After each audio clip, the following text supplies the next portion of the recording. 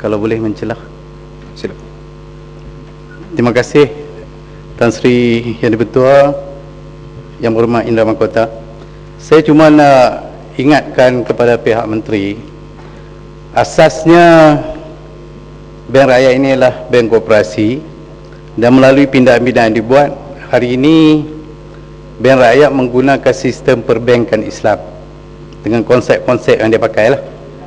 Saya minta pihak menteri dengan pindahan-pindahan yang ada ini dapat memastikan bahawa kedudukan Bank Rakyat, Bank Koperasi dan Bank Islam ini dijaga betul-betul, kerana kita tak nak ataupun Dewan ini amatlah mengharapkan bahawa kedudukan kesucian bank sebagai bank Islam ini dikekalkan. Ianya bukan sahaja melibatkan soal pinjaman, tetapi yang lebih penting lagi saya rasa ialah soal pelaburan yang dibuat oleh Bank Rakyat. Kerana kita lihat satu masa dulu ASB, ASM pun kita tak ragu keislaman dia ataupun dari segi haram halal dia, tetapi bila dia melabur di dalam berbagai-bagai institusi, termasuk institusi bank konvensional, membawa kepada masyarakat merasa ragu-ragu. Jadi harapan saya supaya bank Islam, bank rakyat ini dapat mengekalkan kehalalan dia ni, supaya sebahagian besar rakyat, terutamanya orang-orang Melayu yang pada mulanya menjadi asas kepada penubuhan bank rakyat ini, dapat kekal di dalam institusi bank ini. Terima kasih. Terima kasih Tan Sri. Terima kasih sahabat saya. Saya rasa itu antara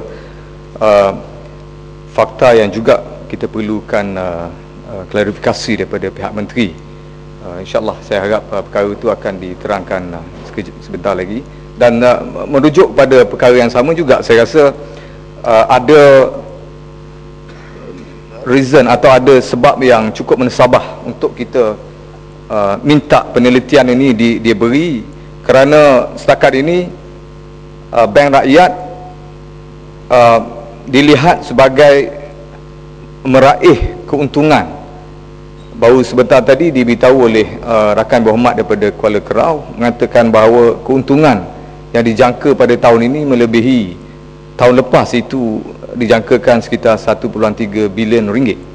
Memang angka itu menjadi angka yang begitu membanggakan dari sudut keuntungan atau dari sudut perolehan oleh satu bank yang hanya bergerak atau ditadbir dengan begitu efektif berdasar kepada fees base ataupun pendapatan yang diraih lebih kepada merujuk perolehan dalam berbentuk fees atau berbentuk fee. Kalau diteliti laporan yang dikeluarkan oleh Bank Rakyat pada tahun lepas sendiri, dengan terang mengatakan bahawa mereka bergantung kepada 36.2% pendapatan Bank Rakyat ini adalah dari sumber fees ataupun sumber yuran yang dikutip. Sudah tentu dia dikutip daripada jumlah pemegang akaun yang teramai tadi, dikatakan sebagai yang disebut lebih daripada 1.4 juta orang. Dan sekiranya isu ini juga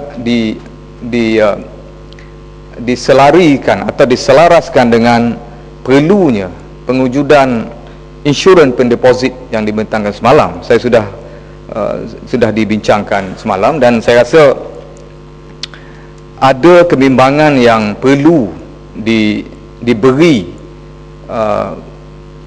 jaminannya sekiranya boleh oleh pihak menteri atau pihak pentadbir yang mempunyai legal entity di dalam pengurusan bank rakyat ini, untuk sekurang-kurangnya memberi gambaran yang lebih jelas bahawa kedudukan 1.4 juta lebih pemegang-pemegang akaun atau penyimpan-penyimpan kecil-kecilan ini dapat sekali lagi dipastikan mereka menjadi tumpuan utama oleh pihak Bank Rakyat, supaya tidak mengalami kerugian atau tidak sama sekali menjadi mangsa terhadap sistem ini. Saya ingin menyebut Tan Sri Yang Di-Pertua berkenaan dengan kedudukan bank ini apabila dia tidak terlepas daripada usaha untuk melebarkan aktiviti-aktiviti perbankannya sendiri, tidak terhad kepada produk-produk perbankan Islam. Bank Rakyat juga nampaknya menceburi bidang-bidang lain, hartanah, perumahan dan sebagainya. Dan mengikut satu laporan yang disebut di sini, Bank Rakyat juga membuka aktiviti-aktiviti dalam aktiviti yang tidak sebenarnya aktiviti tradisi atau aktiviti asas. Kita lihat Bank Rakyat juga telah menceburi bidang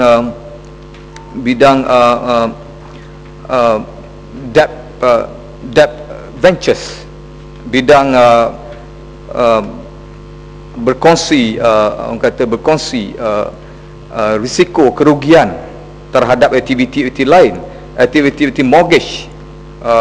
Syarikat Cagam Mas Berhad dilihat sebagai salah satu di antara entiti syarikat tersenarai di bursa saham yang juga menjadi rakan kongsi Bank Rakyat. Dalam tahun lepas kita dapati bahawa aktiviti yang cukup cergas dimainkan oleh syarikat ini dalam memberi nasihat dan juga memberi cadangan terhadap kepada Bank Rakyat untuk menceburi bidang baru. Nah, ini juga saya minta kepada pihak menteri kalau boleh memberi penerangan kepada Dewan Yang Mulia ini berkenaan dengan kemungkinan ataupun fokus dengan izin pihak kementerian terhadap jaminan yang sama juga. Kita tidak mahu aktiviti-aktiviti asas seperti yang pernah disebut seperti produk islah atau produk aslah yang selama ini telah dikatakan sebagai salah satu produk yang cukup berjaya, kerana pada tahun lepas produk ini telah berjaya mengeluarkan atau mengagih sekitar 20 bilion ringgit kepada peminjam-peminjam, sama ada berbentuk peribadi ataupun berbentuk perniagaan. Dan kita lihat sekiranya berdasar kepada jumlah 20 bilion ini diambil kira, jumlah yang